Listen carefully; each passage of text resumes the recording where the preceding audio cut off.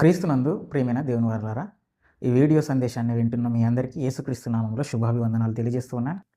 ప్రియులారా, మరొక అద్భుతమైన మీరెన్నడూ వినని కోణంలో ఒక చక్కటి సందేశంతో మీ ముందుకు రావడం జరిగింది.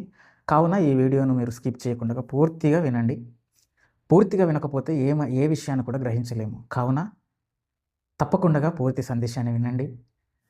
మీ ఆత్మీయ జీవితానికి ఈ మాటలు ఉపయోగకరంగా ఉంటే ఒక లైక్ చేసి, అలాగే మీకు ఆత్మీయులు, బంధువులు, స్నేహితులు ఉంటే వారికి కూడా ఈ సందేశాన్ని షేర్ చేసి దేవుని పనిలో మీ వంతు పాత్ర పోషించగలరని తెలియజేసుకుంటూ ఉన్నాను. ప్రియులారా, ఇక సందేశంలోకి వెళితే మన చింత యావత్తు దేవునిపై ఎందుకు వేయాలి? పేతురు గారు రాసిన 2వ పత్రికలో మనకు ఈ మాట మనం చూస్తాం. గమనించండి. పేతురు రాసినటువంటి మొదటి పత్రికలో 5వ అధ్యాయము 7వ వచనంలో ఈ మాట మీకు తెలుసు. మీ చింత యావత్తు ఆయన మీద వేయుడి అన్నాడు. అసలు ఈ మాట తనపై ఎందుకు వేయమన్నాడు అని ఆలోచన చేయగలిగితే, ప్రియులారా, భూమి మీద ఈరోజు కష్టాలు లేని మనిషి లేడు. చాలామంది నాకే ఈ కష్టాలు ఎందుకు వస్తాయని భావిస్తారు. కానీ ఎంత ధనవంతుని మొదలుకొని సామాన్యుని వరకు కూడా ఏదో ఒక రూపంలో కష్టాలన్న వారిని వెంటాడుతూనే ఉంటాయి. ఏదో ఒక సమస్య మనిషిని వెంటాడుతూనే ఉంటుంది. ఆనందంగా ఉన్నవారు ఈ భూమి మీద ఎవరు లేరు. ఏదో ఒక సమస్య అనేది ఉండి తీరుతుంది. అయితే ప్రియులారా, ఈ సమస్యలు, ఈ కష్టాలు ఎందుకు వస్తాయి మనిషికి అన్నప్పుడు 2 కారణాలు. ఒకటి మనకు మనముగా తెచ్చుకునే కారణాలు, రెండవది మన ప్రమేయం లేకుండా వచ్చే కష్టాలు. మనకు మనముగా కష్టాలు ఎందుకు కొని తెచ్చుకుంటామండి అని ఆలోచించినప్పుడు, ఒకటి మన స్వయంకృతాపరాధం. అంటే మనల్ని మనమే చెడుపుకోవడం, మనం చేయాల్సిన పని చేయకపోవడం. దీనివలన మనిషికి కష్టాలన్నవి వస్తాయి, కుటుంబంలో సమస్యలన్నవి ఎదురవుతూ ఉంటాయి. మరి ఏమిటా ప్రధానమైన ఆ స్వయంకృతాపరాధం ఏంటి అన్నప్పుడు సోమరితనం. చూడండి, ప్రసంగి గ్రంథము 10వ అధ్యాయం 18వ వచనం. సోమరితనం చేత ఇంటి కప్పు దిగబడిపోను, చేతుల బద్ధకము చేత ఇల్లు కురియును అనే మాట రాయబడింది. భక్తుడైన ప్రసంగి గారు రాస్తా ఉన్నాడు. మనిషికి ఇంట్లో సమస్యలు ఎందుకు వస్తాయంటే సోమరితనం ప్రధానమైన కారణం సోమరితనమేనండి. ఏమంటే ఈరోజు మనిషి ప్రశాంతంగా ఉండాలంటే పెద్ద పెద్ద బిల్డింగులో, లేకపోతే ఆస్తులో, అంతస్తులో ఉండాల్సిన పని లేదండి. 3 పూటల భోజనం దొరికితే చాలు. గుడిసెలో ఉన్నా సంతోషంగా ఉండొచ్చు. ఏమంటే ఈరోజు కోటి విద్యలు కూటి కొరకే. ఈరోజు ఎంత కోటీశ్వరుడికి మొదలుకొని మామూలు కూలీ పని చేసే లేబర్ వరకు కూడా వాళ్ళు కష్టపడేది ఎందుకోసం అన్నప్పుడు కేవలం 3 పూటల భోజనం కొరకే. ఈ 3 పూటల భోజనం చేయడానికి ఎలాంటి ఇబ్బందులు లేకుంటే నిజంగానండి గుడారాల్లో నివసించినా కూడా ప్రశాంతమైన జీవితాన్ని గడపవచ్చు. మరి మనిషి కష్టం ఎక్కడ ప్రారంభమవుతుంది అన్నప్పుడు ప్రధానంగా 3 పూటల భోజనం కూడా చేయలేని పరిస్థితులు ఎప్పుడైతే ఎదురవుతాయో అప్పుడేనండి భయంకరమైన ఇబ్బందులు అన్నవి, చాలా మనిషి కృంగిపోవడం అనేది జరుగుతుంది. మరి ఈ 3 పూటల భోజనం మనకు దొరకడం లేదు అంటే ప్రధానమైన మొదటి కారణం ఏంటన్నప్పుడు నీలో ఉన్న సోమరితనం. సోమరితనం అంటే పని చేయని మనస్తత్వం, పని చేయాలనుకోవడం, కష్టపడి సంపాదించాలని అనుకోకపోవడం, ఒళ్ళు వంచని పరిస్థితి, అన్నీ కూడా ఫ్రీగా రావాలి, కష్టపడకుండానే నా కడుపు నిండాలి అనుకునే మనస్తత్వమే ఈ సోమరితనం. ఈ సోమరితనం వల్ల మన ఇల్లట దిగబడిపోతుంది. ఇల్లు దిగబడిపోవడం అంటే ఇల్లు ఏమో భూకంపం వచ్చి లోపలికి వెళ్ళిపోవడం కాదు. మన ఇంటి అభివృద్ధి అన్నది కుంటుపడుతుంది. ఎలా చెప్పగలరండి అన్నప్పుడు, నిజంగా 3 పూటల భోజనం ఉంటే సంతోషంగా ఉండగలమంటే ఎస్. చూడండి, సామెతల గ్రంథము 16వ అధ్యాయం 26వ వచనం. కష్టము చేయు వాని ఆకలి వాని కొరకు వాని చేత కష్టము చేయించును, వాని కడుపు వానిని తొందరపెట్టును. అంటే ఆకలేస్తే మనకు ఏం రావాలి? ఎక్కడో దొంగతనం చేయాలన్న ఆలోచన రాకూడదు, నేరం చేయాలన్న ఆలోచన రాకూడదు. ఆకలేసిందా ఏం చేయాలి? నీవు కష్టపడి ఆహారాన్ని సంపాదించుకోవాలి. అది అడుక్కొని తినైనా సరే, అడుక్కోవడం కూడా, అది కూడా ఒక కష్టమే. కానీ అడుక్కొనైనా సరే నీ కడుపు నింపుకోవాలి తప్ప, ఏమండి, నేరం చేసి మాత్రం, తప్పు చేసి మాత్రం ఆకలి తీర్చుకోకూడదండి. కానీ మరి పాతకాలంలో రామారావు గారు సినిమా తీశారులేండి. ఏమని? నేరం నాది కాదు ఆకలిది అన్నాడు. అంటే ఆకలి వలన నేరం చేశాను తప్ప నిజానికి నేను నేరస్తుని కాదు, నేను నేరం చేయలేదు అని భావించేలా మరి ఆ యొక్క సినిమా పేరును టైటిల్గా ఆ సినిమా పేరును పెట్టారు, ఆ సినిమాను తీశారు. ప్రియులారా, దేవుడు అంటున్నాడు, నేరం నీకు ఆకలేస్తే నీవు నీ చేతులతో కష్టపడాలి, నీ ఒళ్ళు ఉంచి పనిచేసి సంపాదించుకోవాలి తప్ప, ఏమండి, నేరం చేయకూడదు నాయన. కష్టపడితే 4 మెతుకులు దొరుకుతాయి, కనీసం అడుక్కొని తిన్నా కూడా 4 మెతుకులు దొరుకుతాయి. అలా సంపాదించుకొని నువ్వు ఆకలి తీర్చుకోవాలి తప్ప, ఏమండి, తప్పు చేసి పప్పు కూడొద్దు, తప్పు చేసి ఆకలి తీర్చుకోవద్దు. అంటే ఎందుకు ఈ మాట చెబుతున్నానంటే, ఆకలి 3 పూటల భోజనం దొరకాలంటే ఇంట్లో అందరూ కష్టపడి పని చేస్తేనండి ఎలాంటి చిరికు చింత ఉండదు ప్రియులారా. ఎలాంటి ఇబ్బందులు రావు. ఓకే. రెండవదేంటంటే, అందరూ ఒళ్ళుంచి కష్టపడి పని చేసినా, ఎంత నిజాయితీగా బ్రతికినా, ఎంత భక్తి చేసినా సమస్యలొస్తా ఉంటాయి. మరి దీనికేంటి గ్రంథము 7వ అధ్యాయము 14వ వచనం. ఎందుకండి మరి మనిషికి కష్టపడినా కొన్నిసార్లు సమస్యలొస్తాయంటే, సుఖదినమందు సుఖముగా ఉండుము, ఆపద్దినమందు యోచించుము అంటున్నాడు. అంటే ఆపద అంటే ఏంటి? కష్టం, శ్రమ, ఇబ్బందులు. ఈ ఇబ్బందులు మనిషికి ఎంత కష్టపడి పని చేసినా కొన్నిసార్లు వస్తాయి. ఎందుకు వస్తాయంటే యోచించడానికి. యోచించడం అంటే ఆలోచించడానికి. ఆలోచించడానికి కొన్నిసార్లు కష్టాలు వస్తాయి మనకు. అవును. ఎందుకనంటే ప్రియులారా, ఈ మాటని ఎందుకు దేవుడు చెబుతున్నాడంటే దాని కంటిన్యూషన్‌గా పైన ఒక మాట అన్నాడు. అదే 7వ అధ్యాయము 3వ వచనం. నవ్వుట కంటే దుఃఖపడుట మేలు ఏలయనగా ఖిన్నమైన ముఖము హృదయమును గుణపరచును. నవ్వుట కంటే దుఃఖపడటమే మేలు. అంటే నవ్వడం అనగా సంతోషంగా ఉండడం కంటే కొన్నిసార్లు దుఃఖపడటం మేలట. ఎందుకు? ఆ దుఃఖం అన్నది ఇదిగో ఖిన్నమైన ముఖము హృదయమును గుణపరచును అన్నాడు. ఎప్పుడైతే నీ హృదయంలో భారము అనగా దుఃఖం ఉంటుందో అప్పుడు నీ హృదయాన్ని గుణపరుస్తుంది. నీ యొక్క ప్రవర్తనను అది మారుస్తుంది. నీవు ఆలోచించేలా చేస్తుంది. నీ లోపాలు నువ్వు గుర్తించేలా చేస్తుంది. నువ్వెక్కడ తప్పు చేస్తున్నావో వాటిని ఆలోచించుకొని ముందుకు అడుగు వేసేలా చేస్తుంది. నిజంగా ప్రియులారా, మనం కూడా అప్పుడప్పుడు ఎప్పుడు దేవుణ్ణి తెలుస్తాం తెలుసా? సంతోషంగా ఉన్నప్పుడు, నిజంగా నవ్వుతూ ఉన్నప్పుడు అన్నీ ఆనందాలే, కష్టాలు లేవు, కన్నీళ్ళు లేవు, ఎక్కడ చూసినా సంతోషం ఉంటే అస్సలు దేవుడు గుర్తుకు రాడు ప్రియులారా. ఎప్పుడు మనకు దేవుడు గుర్తుకొస్తాడు అన్నప్పుడు నిజంగా ఏదో పెద్ద జరగరాని ఒక భయంకరమైన అనర్థం జరిగినప్పుడు అప్పుడు నిజంగా దేవుడా అని చెప్పి అప్పుడు ఆ విషయాన్ని ఆలోచించడం మొదలు పెడతాం. దేవుడా అని చెప్పి దేవుణ్ణి తలుచుకుంటాం. అసలు ఇది ఎందుకు జరిగింది నాకు అని చెప్పి అప్పుడు ఒక రకమైన, అది మీకు అనుభవంలో ఉంటుంది, చెప్పడానికి రాదు కానీ, ఒక రకమైనటువంటి మన క్రియలను మనం ఒక్కసారి మరలా అన్ని జ్ఞాపకం చేసుకున్న, అంటే జ్ఞాపకాల్లోకి వస్తూ ఉంటాయి. ఇది ఎందుకు జరిగింది, ఇలా ఎందుకు జరిగింది అని చెప్పి మరలా మనం చేసిన పనులన్నీ మనం నెమరు వేసుకుంటాం. అంటే ఎక్కడ లోపం జరిగిందో మనం గుర్తిస్తాం. అప్పుడు దాన్ని సరిచేసుకోవడానికి ప్రయత్నిస్తాం. అందుకే ఖిన్నమైన ముఖము హృదయాన్ని గుణపరుస్తుంది. నీ హృదయాన్ని శుద్ధి చేస్తుంది. నీ లోపాలను నీకు గుర్తు చేసి వాటిని చేయకుండా ఆపుతుంది. అర్థమైందనుకుంటా. కష్టాలు రావడానికి ప్రధానమైన కారణం నీ చేతులు, అంటే నీ అంతటికి నీవే కష్టాలు కొని తెచ్చుకునేది ఒక రకమైతే, నీ యొక్క ప్రమేయం లేకుండా కూడా కొన్నిసార్లు కష్టాలు అన్న మనిషికి వస్తాయి. ఎందుకు వస్తాయంటే ఆలోచించడానికి. ఈ 2 విషయాలు మనిషికి అర్థం కానప్పుడు కష్టం రాగానే బహుభయంకరంగా భయపడిపోతూ ఉంటాడు. డిప్రెషన్‌కు గురైపోతాడు. ఎప్పుడు ఈ పై 2 విషయాలు అనగా ఈ దైవ జ్ఞానం, ఈ జ్ఞానం మనిషికి లేనప్పుడు, ఈ ఆలోచన మనిషికి లేనప్పుడు, బైబిల్లో రాయబడిన ఈ సంగతి నీకు తెలియనప్పుడు ఏమైనా కష్టం రాగానే అప్పుడు బహుభయంకరంగా భయపడిపోయి వణికిపోతాం. అలా వణికిపోయి మరి చింతించి చాలామంది డిప్రెషన్‌కు గురైన వారు ఎంతోమంది ఉన్నారు. ఇలాంటి వారందరికీ కూడా దేవుడు చెబుతున్నాడు, నాయనా ఏదో శ్రమ కలగగానే మీరు బహుగా భయపడిపోయి ఏదో జరుగుతుందని చెప్పి భయపడకండి నాయనా. మీరేం చేయాలో తెలుసా? చూడండి, పేతురు రాసిన మొదటి పత్రిక 5వ అధ్యాయం 7వ వచనం. ఆయన మిమ్మును గూర్చి చింతించుచున్నాడు గనుక మీ చింత యావత్తు ఆయన మీద వేయుడి అన్నమాట రాయబడింది. ఏవట? దేవుడు కూడానట నీ గూర్చి చింతిస్తున్నాడట. చూడండి, మన గూర్చి చింతిస్తున్నాడట. నువ్వేమనుకుంటున్నావు? కష్టం రాగానే ఇక నా గురించి ఆలోచించే వాళ్ళు ఎవరు లేరు, నన్ను ఆదుకునేవారు ఎవరు లేరు, నా అన్నవారు నాకు ఎవరు లేరు అని చెప్పి బహుగా భయపడిపోయి వలవలపోయి ఏడుస్తూ డిప్రెషన్కి గురైపోయి నిజంగానండి బహు అనారోగ్యాల పాలయ్యి చనిపోయిన వారు ఎంతోమంది ఉన్నారు ప్రియులారా. అలాంటి వారందరినీ కూడా దేవుడు ఏమండి ఒక మంచి ఆదరణ కలిగించే మాట నీకు రాయిస్తూ ఉన్నాడు. నాయనా, నీకెవ్వరు లేరని నువ్వు ఎందుకు అనుకుంటావు నాయనా? నిన్ను కన్న తండ్రి అయిన నేనున్నాను. నీ శరీర సంబంధమైన నీ కన్న తండ్రి నీ వెంట లేకపోయినా, నీ శరీర సంబంధమైన నీ కన్న తల్లి నీ వెంట లేకపోయినా, నీ శరీర సంబంధమైన సహోదరులు నీ వెంట లేకపోయినా నీ వెంట నేనున్నాను నాయన. నీ వెనక కొండంత అండగా నేనున్నాను నాయన. నువ్వు ఎందుకు భయపడతావు? నీ గూర్చి, నీకంటే ముందు నేను చింతిస్తున్నా. నీ గూర్చి, నీ అవసరాల గూర్చి, నీ కష్టాల గూర్చి నేను చింతిస్తున్నాను. కనుక నాయన నువ్వు భయపడిపోకు నాయన. నువ్వు భయపడకుండా ఏం చేయాలంటే నీ బాధంతా నా మీదేసి, నీ కష్టమంతా నాకు అప్పచెప్పేసి, ఎందుకంటే నేను నీ గురించి చింతిస్తున్నాను కనుక నీ చింత యావత్తు నా మీద వేసేయి. నీ చింత యావత్తు నా మీద వేసి నువ్వు ప్రశాంతంగా ఉండు నాయన. జరగాల్సింది నేను చూసుకుంటాను కానీ అది ఎలా జరగాలో ఎక్కడికి వెళ్తుందో అది దాని గురించి నాకు వదిలేసి నీవేం చేస్తావంటే ప్రజెంట్ గురించి మాత్రమే ఆలోచించు. ప్రజెంట్ నువ్వేం చేయాలి దాని గురించి ఆలోచించు తప్ప ఈ కష్టాల గురించి కన్నీళ్ళ గురించి ఆలోచిస్తూ ఉంటే నువ్వు చాలా అనారోగ్యం పాలైపోయి నీ ఆయుష్ను నువ్వు తగ్గించుకుంటావు నాయన. ఎందుకైనా తనపై వేయమన్నాడు తెలుసా? నువ్వు చింతిస్తే ఏమైనా మూరెడు ఎత్తు ఎక్కువ చేసుకుంటావా? చూడండి మత్తయి సువార్త 6వ అధ్యాయం 27వ వచనం.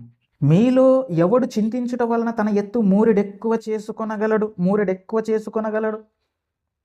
చింతిస్తావు ఏదో సమస్య వచ్చింది, చింత చేస్తావు, ఆలోచిస్తావు. ఈ ఆలోచించడం వల్ల నీకు ఒరిగేదేంటి? మూరెడు ఎక్కువ చేసుకోలేవు, ఉన్నదాన్ని తగ్గించుకోలేవు. అంటే ఒక మూరెడు పెంచలేవు, అలాగే ఒక మూరెడు దాన్ని తగ్గించను లేవు. అలాంటప్పుడు నువ్వు ఎందుకు ఆలోచిస్తావు? నేను ఆలోచించి నీ ఆరోగ్యాన్ని ఎందుకు చెడిపేసుకుంటావు? ఏమండి, ఎక్కువగా చింతిస్తే ఆరోగ్యం చెడిపోతుందా అండి?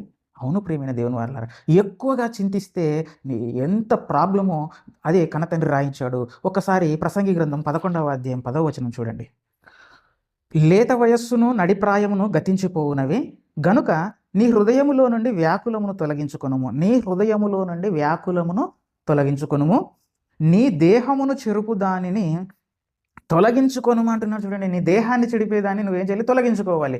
ఇంతకు ఆ దేహాన్ని చెడిపేది ఏంటట? వ్యాకులము అన్న, చింత అన్న, ఇంగ్లీష్లో డిప్రెషన్ అన్న, ఇవన్నీ కూడా ఒకే అర్థాన్ని ఇస్తాయి. ఏమంటే చింతించడం వలన ఏమండి డిప్రెషన్లోకి వెళ్ళిపోతాం. అంటే ఆ సమస్య అధికమైతే అదొక మానసిక రుగ్మత కిందికి మారిపోతుంది. అదట ఆ మానసిక రుగ్మత ఎప్పుడైతే ఏమంటే లోకంలో ఒక సామెత ఉంది, మీ అందరికీ తెలుసు, మనోవ్యాధికి మందు లేదట. అంటే మానసిక వ్యాధిగ్రస్తుడివిగా మారిపోయావు అనుకోండి, ఇక నిజంగానండి దానికి మందు అనగా మెడిసిన్ లేదండి ప్రియులారా. అందుకే దేవుడు అంటున్నాడు, నాయన అది చాలా ప్రమాదకరం నాయన, నువ్వు ఆలోచించడం అన్నది అది నీకు చాలా చెడు చేస్తుంది, నీ దేహాన్ని చెడిపేస్తుంది, నీ అవయవాలన్నది తినేస్తుంది నాయన. ఏమండి, చింతించడం వల్ల దేహం చెడిపోతుందండి? అవును ప్రియులారా. ఏమండి, మీకు చెప్తాను, ఒకసారి స్క్రీన్ షాట్ మీకు వేస్తాను చూడండి. ఇక్కడ మీరు కొన్ని ఎక్కువగా ఆలోచించడం వలన, ఎక్కువ డిప్రెషన్ గురైపోవడం వలన కొన్ని డిసీజెస్ వస్తాయి. అందులో ప్రధానమైనది ఏంటంటే ఆటో ఇమ్యూన్ డిసీజ్. ఎక్కువగా ఆలోచిస్తే దానివలన జరిగే నష్టం ఏంటంటే ఆటో ఇమ్యూనిటీ డిసీజెస్ అనేవి వస్తాయి. ఇంతకు ఆటో ఇమ్యూన్ డిసీజ్ అంటే ఏంటి అన్నప్పుడు ఒకసారి మీకు వీలైతే వీడియో వేయడానికి ట్రై చేస్తాను, దొరికితే వేస్తాను, ఒకసారి వినండి. ప్రియులారా, ఈ ఆటో ఇమ్యూన్ డిసీజ్ ఏంటి అన్నప్పుడు దేవుడు మీకు చాలాసార్లు చెప్పి ఉండి ఉంటాను. దేవుడు మన దేహంలో ఏమండి ఈ విశ్వంలో అన్నిటికన్నా కాంప్లికేటెడ్ విషయం ఏదైనా ఉంది అంటే అదే మన శరీరం. మన శరీరం ఇన్ని అణువులతో తయారైంది. దీనికన్నా 10 రెట్ల ఎక్కువ సంఖ్యలో బ్యాక్టీరియా మన బాడీలో ఉంటుంది. మన పూర్తి బరువులో ఈ బ్యాక్టీరియా బరువే దాదాపు 2.5 కేజీలు ఉంటుందంటే మన బాడీలో ఎంత బ్యాక్టీరియా ఉంటుందో మీరు అర్థం చేసుకోవచ్చు.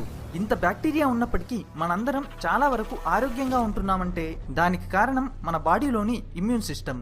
ఇదే మనల్ని రోగాల బారిన పడకుండా కాపాడుతుంది. ఒక దేశాన్ని కాపాడడానికి పోలీసులు, ఆర్మీ, ఎయిర్ ఫోర్స్ లాంటి వివిధ రకాల సెక్యూరిటీ ఫోర్సెస్ ఉన్నట్టే బయట నుంచి వచ్చే బ్యాక్టీరియా మరియు వైరస్ లాంటి వాటి నుంచి మన బాడీని కాపాడడానికి మన బాడీలో కొన్ని స్పెషల్ ఫోర్సెస్ ఉంటాయి.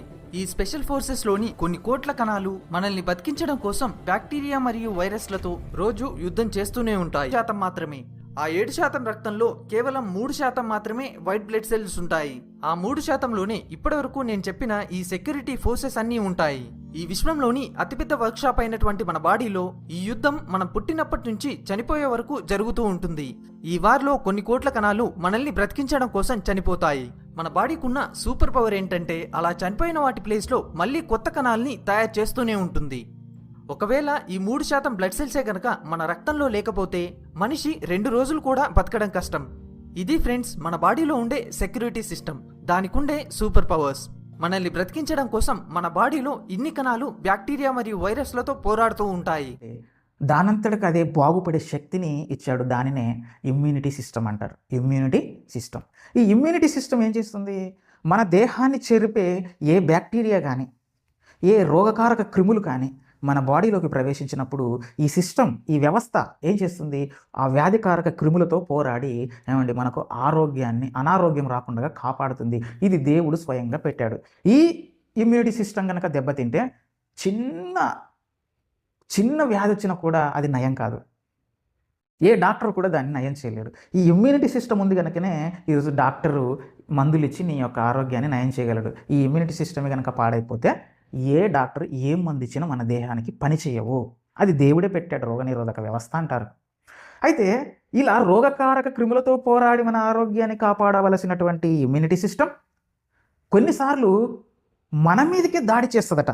అంటే మనలో మన ఆరోగ్యాన్ని కాపాడేటటువంటి ఈ యొక్క ఇమ్యూనిటీ సిస్టమ్, ఈ యొక్క అవయవాలు ఈ కణాలు ఏం చేస్తాయి? ఎక్కువగా నువ్వు డిప్రెషన్కు గురైపోయినప్పుడు ఎక్కువగా చింతించడం వల్ల ఏమైపోతుంది అంటే ఆ ఇమ్యూనిటీ సిస్టమ్ అన్నది పడిపోతుంది. అంటే ఆ యొక్క కణాలన్నవి నీ అవయవాల మీదే దాడి చేసే ప్రమాదం ఉంది.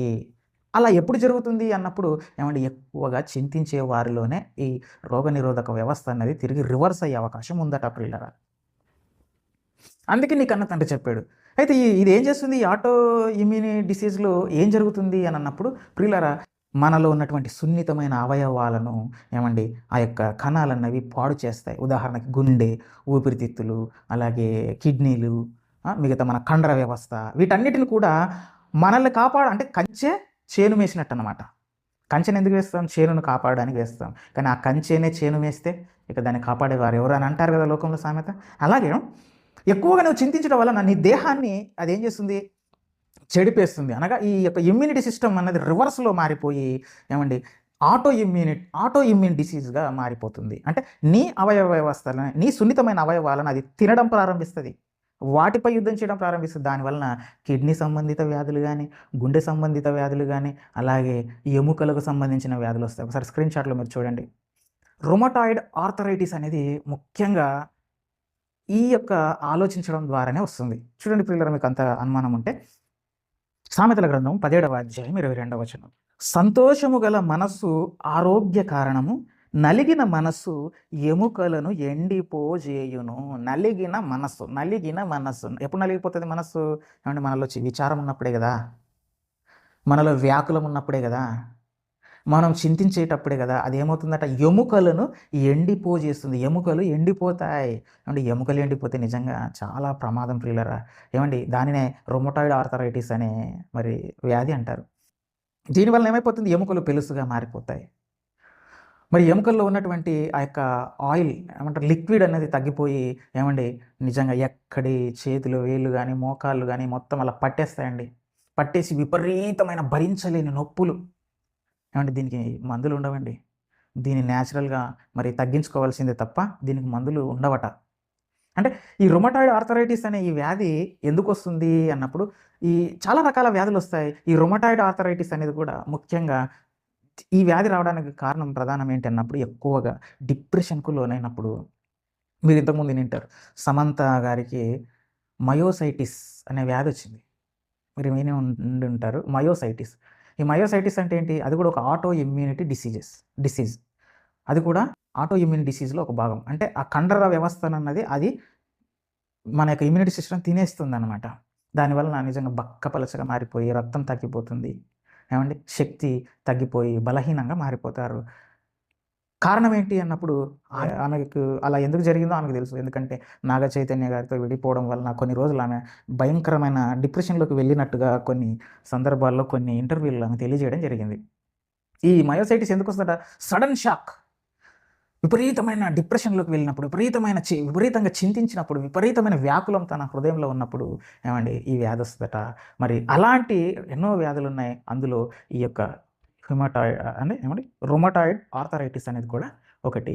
ఈ ఎముకలు ఎండిపోతే నిజంగానండి రోగనిరోధక వ్యవస్థ అసలు బలహీన పడిపోతారు. ఏమండి చాలా ప్రమాదం అండి. ఒక మాటలో చెప్పాలంటే చాలా ప్రమాదం.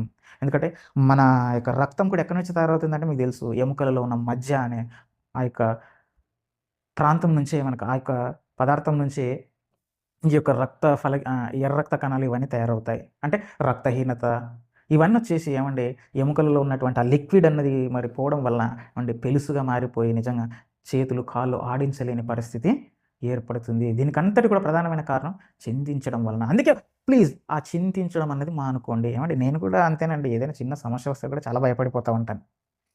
ఇలాంటి వారు చాలామంది ఉంటారు. కానీ దేవుడు అభయం ఇస్తున్నాడు. నమ్మండి దేవుని మాటని. వదిలేసేయండి, ఆయనకు వదిలిపెట్టండి. ఏమండి ఆయన తీసుకుపోవాలంటే తీసుకుపోతాడు, ఉంచాలనుకుంటే ఎలాగైనా బాగు చేస్తాడు. అంతే. కాబట్టి దేవుని నిర్ణయానికి వదిలేసి దాని గురించి చింతించడం మానేసి దేని గురించి ఆలోచించమంటున్నాడు చూడండి. అదే మత్తయి సువార్త 6వ అధ్యాయానికి మత్తయి సువార్త 6వ అధ్యాయము 33వ వచనం. కాబట్టి మీరు ఆయన రాజ్యమును నీతిని మొదట వెతకండి, అప్పుడు అవన్నీ మీకు అనుగ్రహించబడును. రేపటిని గురించి చింతించకండి, రేపటి దినము దాని సంగతులను గురించి చింతించును. ఈనాటికి ఈడు ఆనాటికి చాలును. మీరు చింతించడం వల్ల మూరెడు ఎక్కువ చేసుకోలేరు కాబట్టి అది నాకు వదిలేసేయండి నాయన. మీకేం కావాలో నాకు తెలియదా? ఆకాశ పక్షులను పోషిస్తున్నానే. ఆఫ్టర్ ఆల్ ఆకాశ పక్షులను పోషించే నేను వాటన్నిటికంటే శ్రేష్ఠుడమైన నా కన్న కొడుకువైన నా నా కన్న బిడ్డలైన మీ గురించి నేను ఆలోచించనా? వాటి ఆకలి తీర్చే నేను మీ ఆకలిని నేను తీర్చనా? ఏమండి, వీటి గురించి ఎందుకు ఆలోచిస్తారు మీరు? ఈ రోజు గురించి ఆలోచించండి. రేపటి గురించి మీరు ఆలోచించకండి. రేపు దాని సంగతులు ఆలోచిస్తుంది. రేపు దాని సంగతుల గురించి అది ఆలోచిస్తుంది. ఈరోజు నువ్వు బ్రతికున్నావు, ఈ రోజు గురించి నువ్వు ఆలోచించు తప్ప రేపటి గురించి, రేపేం తినాలి, ఏం త్రాగాలి అని దాని గురించి, రేపటి గురించి మీరు చింతించకండి. రేపటి గురించి ఆలోచించినప్పుడేనండి నిజంగా మనకు ఈ భయం అన్నది, ఈ చింత అన్నది స్టార్ట్ అవుతుంది. రేపు ఎలా బ్రతకాలి అనే ఆలోచన మైండ్లోకి వచ్చినప్పుడే ఈ యొక్క చింత అన్నది మనం చేయడం ఆరంభిస్తాం. కాబట్టి నాయన వద్దు, ధైర్యంగా ఉందాం, వదిలేద్దాం, ఆయన నిర్ణయానికి వదిలేద్దాం. ఆయన మరి ఎలా తీసుకెళ్లాలనుకుంటాడో మన విషయంలో ఆయన ప్లాన్ ఏ విధంగా ఉంటుందో మనం గెస్ చేయలేం కదా. కాబట్టి ప్రార్థన ద్వారా నీ సమస్య ఆయనకు అప్పచెప్పేసి, నాయన నువ్వే ఎక్కడ తీసుకెళ్తే అక్కడికి వెళ్తాను, నీ నిర్ణయంలో, నీ ప్రణాళికలో నా జీవితం ఎలా వెళ్ళాలనుకుంటే అలా వెళుతుంది. కాబట్టి ఈరోజు నాకు నువ్వేమిచ్చావు? నీ రాజ్యాన్ని వెతకాలి. నాకు చనిపోతే నీ పరలోకం కావాలి, నేను నీ దగ్గరకు రావాలి, నీ పనుల కోసం నేను బ్రతకాలి, నేను భ్రష్టుడిగా మారిపోకూడదు, నేను నీ పనుల కోసం మంచి పాత్రగా వాడబడాలి, దీనికోసం నన్ను మాత్రం వాడుకో నా తండ్రి అని చెప్పి మనం కనుక దేవునికి అప్పచెప్పేస్తానండి, మిగతా అన్నీ ఆయనే సమకూరుస్తాడట. చూడండి, ఇవన్నీ మీకు కావాలనని మీ పరలోకపు తండ్రికి తెలియను. 32వ వచనంలో అంటాడు, దేవుని నమ్మని వాడు రేపటి గురించి ఆలోచిస్తాడు. దేవుని నమ్మి నువ్వు రేపటి గురించి ఎందుకు ఆలోచిస్తావు? ఆయనకు తెలియదా? నీకు నోరు ఇచ్చాడు కాబట్టి ఆయనకు తెలుసు ఆకలి అవుతుందని, కడుపు ఇచ్చాడు ఆయనకు ఆకలి అవుతుందని తెలుసు కాబట్టి ఏదో ఒక రూపంలో నీ ఆకలి తీర్చడానికి ఆయన ప్రయత్నిస్తాడు. కాబట్టి దాని గురించి ఆలోచించకు నాయన. దేవుని రాజ్యాన్ని, నీతిని వెతుకు, ఆయన కోసం పని చేయడం ఆరంభించు, దేవుని కోసం ఏం చేయాలో వాటి గురించి ఆలోచించు. వీటన్నిటి గురించి ఆలోచించి నీ దేహాన్ని నువ్వు చెడుపుకోవద్దు. అందుకే ఆయన ఏమన్నాడు చూడండి ప్రియులారా, అదే సామెతల గ్రంథం 15వ అధ్యాయం 13వ వచనం. సంతోష హృదయము ముఖమునకు తేటనిచ్చును, మనోదుఃఖం వలన ఆత్మ నలిగిపోను. మనోదుఃఖం వలన నిజంగా ఆత్మ నలిగిపోవడం అంటే ఏంటి? జీవాన్ని కోల్పోతాం. అంటే మన యొక్క ఆయుష్ తగ్గిపోతుంది నాయన. మన ఆయుష్ అంటే మన చావుకు దగ్గర పడిపోతాం మనం. శరీరం కేవలం నిష్ప్రయోజనము, ఆత్మే జీవింపజేసినది. ఈ శరీరం బ్రతకాలంటే ఇందులో ఆత్మ ఉండాలి. ఆత్మ నలిగిపోయింది అనుకోండి, ఏమండి, చావు కూడా దగ్గరకు వస్తుంది, ఆత్మ నలిగిపోతుంది. కనుక నేను మనోవిచారం వద్దు. అది అంటారు చూడండి, మనోదుఃఖం వలన, మానసికంగా దుఃఖపడుతూ ఉండడం వలన నిజంగానండి ఏమండి ఆత్మ నలిగిపోతుంది, చావుకు దగ్గర అయిపోతాం, ఆరోగ్యం దెబ్బతింటుంది, ఆటో ఇమ్యూని డిసీజెస్ వస్తాయి. దానివలన మన రోగ నిరోధక వ్యవస్థ మన మీదే దాడి చేస్తుంది. 60 సంవత్సరాలు బ్రతకాల్సిన నువ్వు 40-50 ఏళ్ళకే ఏమండి నీ ఆయుష్ కంటే ముందే, నీ కాలానికంటే ముందే నువ్వు వెళ్ళాల్సిన భయంకరమైన పరిస్థితులు ఏర్పడతాయి. కనుక ఏమండి అందుకే ఏమన్నాడు ఆయన, సంతోష హృదయం ముఖమునకు తేటనిచ్చును. నువ్వు సంతోషంగా ఉండు నాయన. ఏమండి సంతోషంగా ఉంటే నిజంగా అంటే చాలా వ్యాధులకు మందు ఏమండి సంతోషంగా ఉంటే చాలండి కొన్నిసార్లు. అందుకే ఆయన ఏమన్నాడు, ఫిలిప్పీ పత్రిక 4వ అధ్యాయం 4వ వచనంలో, ఎల్లప్పుడు ప్రభువునందు ఆనందించుడి, మరలా చెప్పుదును ఆనందించుడి. 6వ వచనం, దేనిని గూర్చి చింతపడకుడి కానీ ప్రతి విషయంలోనూ ప్రార్థన విజ్ఞాపనముల చేత కృతజ్ఞతాపూర్వకంగా మీ విన్నపములు దేవునికి తెలియజేయుడి. అప్పుడు సమస్త జ్ఞానముకు మించిన సమాధానం మీకు అనుగ్రహించబడుతుంది. దేవుని సమాధానం మనకు అనుగ్రహించబడుతుంది. ఏమండి ఆయనకు తెలియజేయాలంటే ఆయనకు అప్పగించేసేయాలి మన సమస్యను. ప్రార్థన ద్వారా మన విజ్ఞాపనలు ఆయనకు అప్పగించేసి నువ్వు ఆనందంగా ఉండు నాయన, ఆనందంగా ఉండు. ఎవరిలో? దేవునిలో ఆనందంగా ఉండు. దేవునిలో ఉన్న ఆనందం ఎక్కడ దొరకదు ప్రియులారా.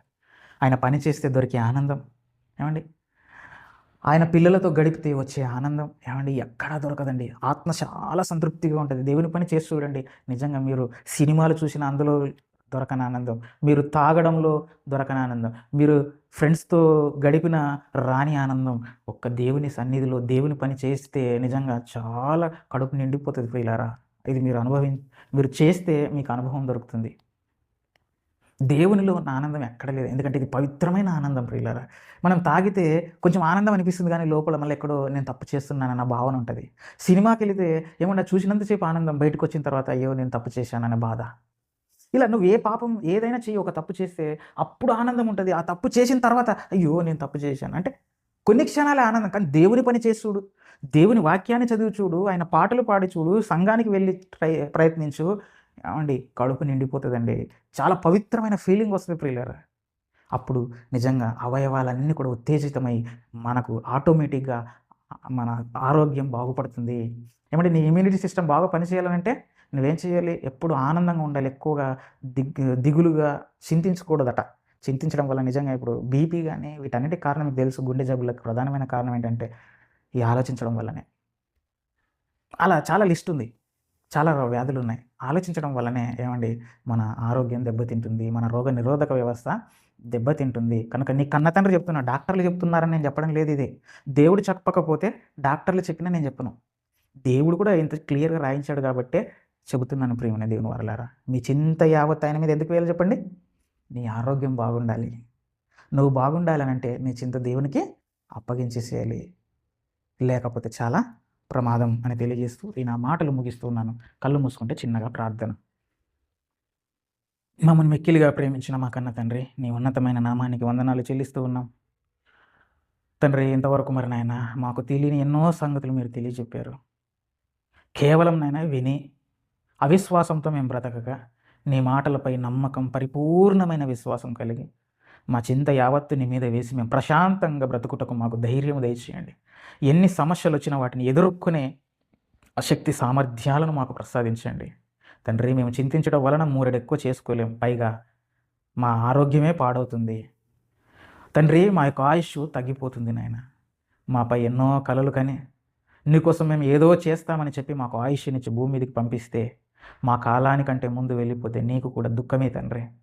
కావున నాయన నీ మాటలను ఆలకించి నీ మాటల ప్రకారం మేము తండ్రి ఏ విషయం అందు కూడా మేము చింతించక ప్రార్థన విజ్ఞాపనముల చేత మా సమస్యని అప్పగించి సంతోషముతో నీ సన్నిధిలో గడుపు భాగ్యాన్ని, నీ సన్నిధిలో సంపూర్ణ సంతోషం ఉందన్న విషయాన్ని గ్రహించి నీ రాజ్యాన్ని, నీ నీతిని మొదట వెతకగలుగు భాగ్యాన్ని, కృపను, జ్ఞానాన్ని మాకు ఇస్తారని యేసు నామములో ఈ ప్రార్థన చేసి సమర్పించి పొంది ఉన్నాము కన్న తండ్రి. ఆమేన్. అందరికీ వందనాలు.